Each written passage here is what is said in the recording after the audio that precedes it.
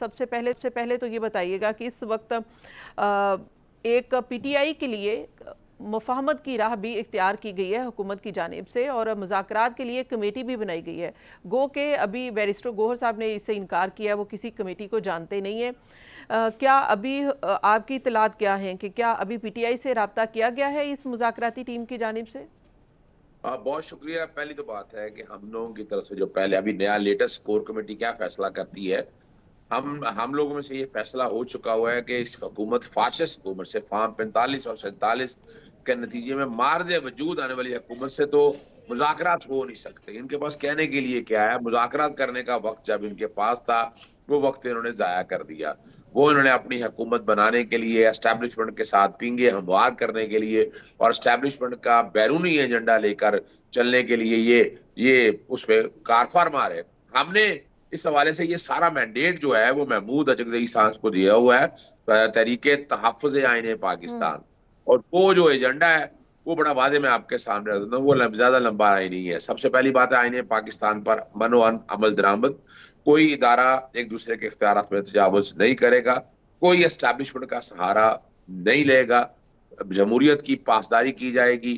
یہ عدلیہ کے جو بے توقیری کی جا رہی ہے، جو اب آئینی ترامیم سوچی جا رہی ہے، اس طرح کی کسی بھی سوچ کو پروان نہیں چڑھنے دیا جائے گا، اور نہ ہی جو قانون سازیاں کی ہیں ماضی کے اندر اس پارلیمان نے جو بے توقیری کی ہے وہ ساری واپس ہوگی بے فکر کے، چاہے وہ الیکشن امینڈمنٹ ایکٹ ہے، سیکشن 57 ہو، سیکشن 232 ہو، جس کے تحت تاحیات نااہلی کو انہوں نے کم کیا۔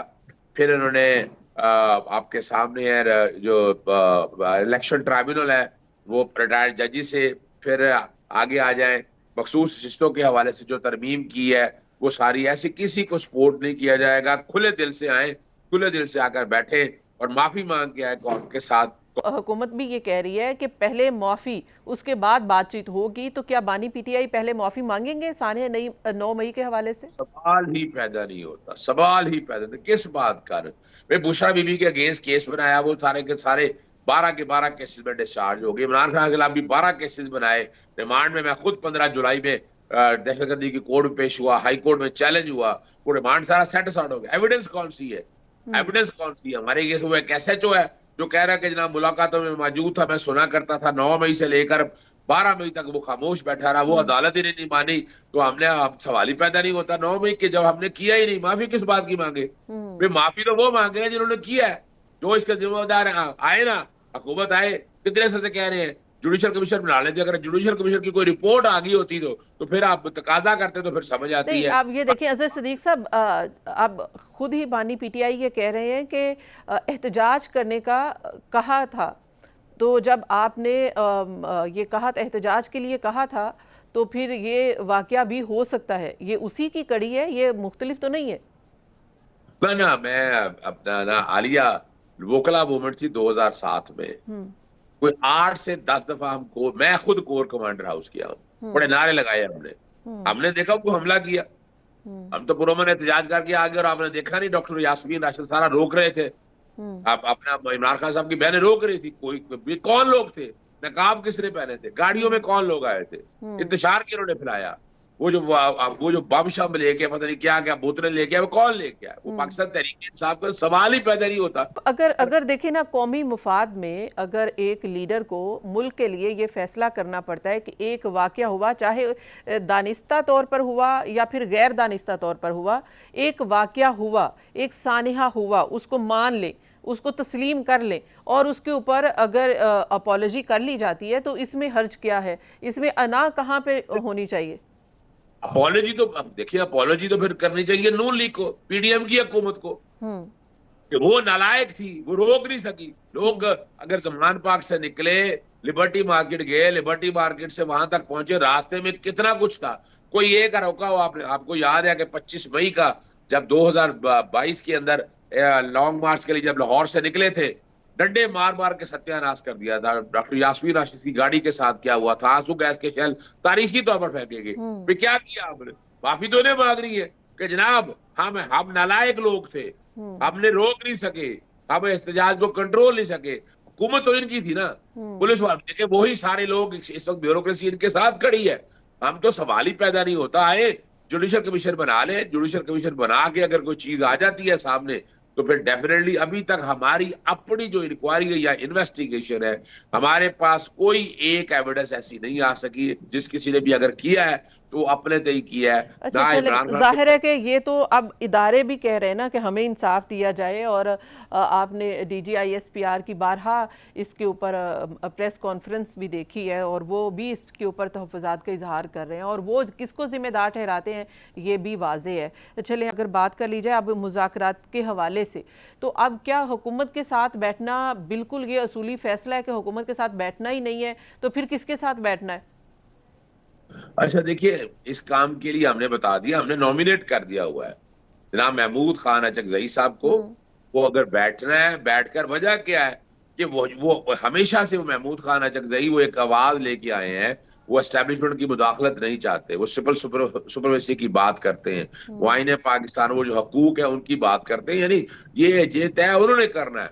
अगर वो ये फैसला करेंगे तो फिर उस पर फिर जाकर बात हो सकती है, मुज़ाकरा इस गवर्नमेंट करना है। और देखिए एक बार और बताऊं आपको, मैंने बहुत पहले 4 5 6 चीजें कही हुई थी, अल्लाह ताला का शुक्र है मैंने सितंबर कहा था फैसला कौन है, ये आज से नहीं कह रहा, आपके प्रोग्राम में मैंने पहले भी एक दफा कहा था कि सितंबर फैसला कौन है। इमरान खान, अब आप देखिए, इमरान खान 4 केसों में सजा याफ्ता थे, 2 में सस्पेंशन होगी, 2 में बरियत होगी, उन दोनों की अपीलें भी लगा रहे हैं, इंशाल्लाह उनमें भी बरियत हो जाएगी।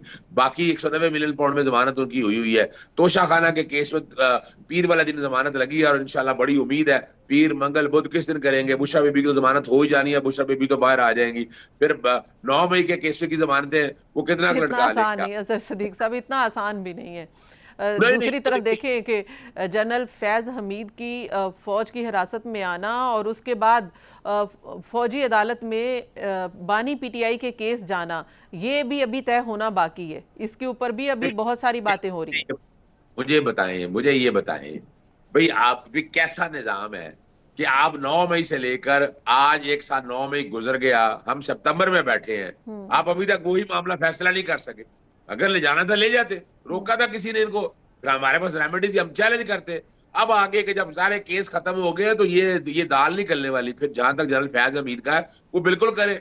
जनरल फैज हमीद ने जिनको फैसिलिटेट किया वो तो रिकॉर्ड के ऊपर है, और ये जो वाकया बताते हैं वो 2017 का वाकया है। 2017 में कौन किसकी हुकूमत थी? वो हमारी हुकूमत नहीं थी, वो नवाज शरीफ की हुकूमत थी। और फिर उससे आगे आया जनरल फैज हमीद की जिसकी बात कर रहे हैं आप, भाई हम अगर अगस्त 2018 में आए थे, अप्रैल 2019 में तो ख्वाजा आसफ खुद कह चुके हैं, उनसे राब्ता हुआ, फिर एक्सटेंशन की सारी बातें पींगे इन्होंने बढ़ाई, यानी मुल्क से बाहर डील करके ये चले गए। ये तो हम थोड़ा कह रहे हैं, वो तो खुद कह रहे हैं कि उनको एस्टैब्लिशमेंट लेके आए, जनरल बाजवा लेके आए, यानी ये तो पाकिस्तान मुस्लिम लीग नून की हुकूमत खुद मानती है। तो वो फैज जिन्होंने लिया है वो आए सारे कटारे में, हमने कोई फैज खुद नहीं लिया है, हम तो जेर अताब रहे हैं सारे मामले के अंदर।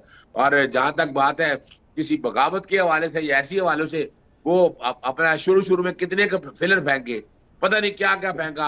वो डिप्टी सुपरिटेंडेंट जेल को पकड़ा हुआ है, वो जिस दिन सामने आया वो सच बता देगा। अभी एक प्रोफेसर ने बता ही दिया ना आपके सामने, कराची यूनिवर्सिटी के हवाले से, वो आपके सामने आ ही गया ना कि उस प्रोफेसर को किस तरह उठाकर किस तरह अगवा कर लिया, क्या वो कहना चाहता था, और उसका नतीजा है कि अगर उन्होंने वो डिग्री कैंसिल करने की बात की। अब ये तो अब सबको समझ आ रहा है, तो ये काम इतनी आसानी से अब बैठने वाला नहीं है। पीपल, अब लोगों को बड़ी आगाही हो चुकी है, लोग जी ठीक है।